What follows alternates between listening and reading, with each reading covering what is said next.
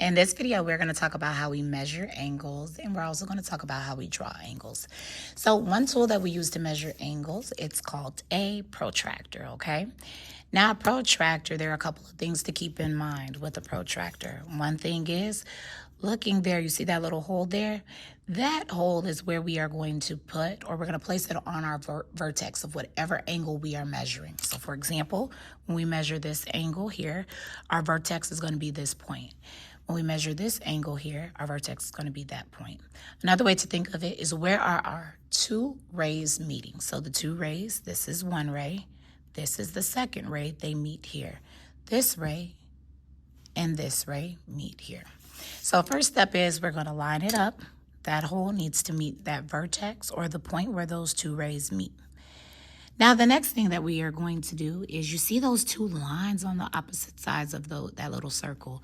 We need to make this line, or line this line up with one of the rays. So it needs to rotate until we line it up.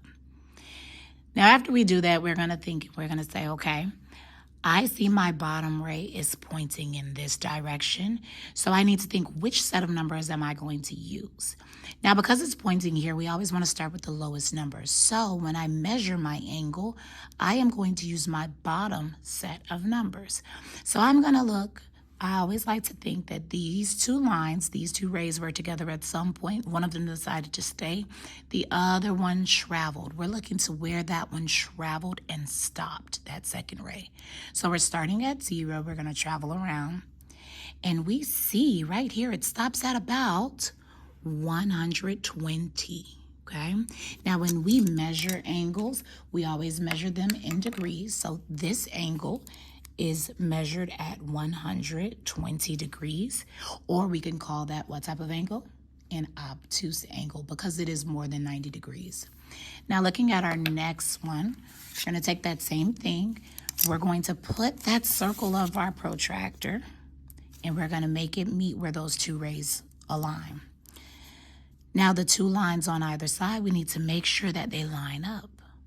Another thing I like to keep in mind is, usually when we see angles, we see the angle where the two rays are separating here. See how it almost looks like a circle, or is making a round shape? We want to make sure that round shape is above that black line as well, okay? Because we wouldn't want to measure an angle like this, right? That round shape is not above that line. So we're going to make sure the circle meets the vertex. We're going to line up the lines. Now, keep in mind what I just mentioned. That bottom ray, these two rays were together at some point. That bottom ray is pointing to the left. We want to start at the lowest number.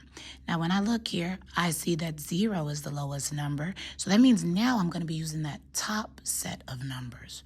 Remember, these two rays were together at some point.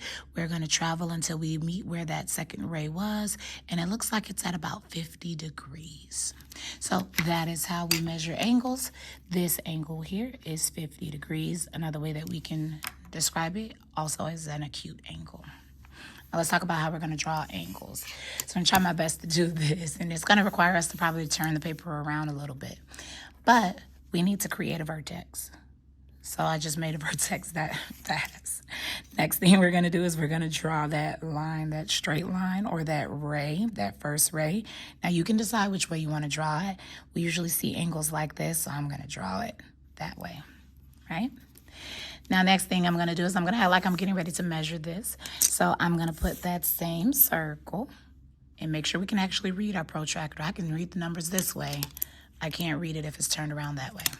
So we're going to put that vertex, or that circle, right there where that vertex meets. Now, let's say I want to make an angle that is about 50 degrees, okay? Those lines still need to match up with that ray. I'm going to find where my ray is. It's pointing here at the 0, so I'm going to use my bottom set of numbers. I'm going to travel until I see my 50. When I reach that 50, I'm going to make a mark. Now, because we like our angles to be straight, I'm going to turn my paper a little bit. I'm actually going to turn it this way. I'm going to make that point that I just drew and my original vertex. I'm going to make them line up. I'm going to draw my line so they match. And now I have created a 50-degree angle. Check your work. See if I'm right. I'm right.